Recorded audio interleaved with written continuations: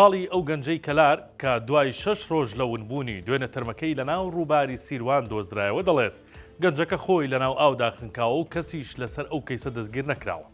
ئێوارەی ڕۆژی یەکشەمەی ڕابردوو گەنجێک بە ناوی مەهدی محەممەد تەمەن 25 ساڵ و خوێندکاری قۆناغی چوارمی بەشی فیزیا لە ماڵ چووە دەرو بێ سەر و شوێن بوو.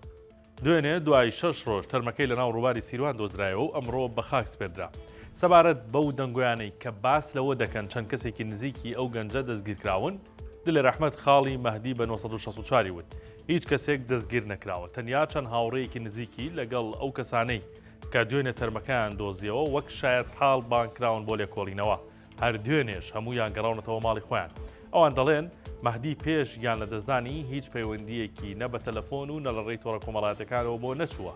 خاڵی باس لەوە دەکات بە پێی لێکۆڵینەوەکان کوڕەکەیان هیچ ئاسەوارێکی فیشەک یان لێدان بە جەستەیەوە نەبووە و ئەم گەنجە هەر خۆی کەوتۆتە ناو ئاو و خنکاو.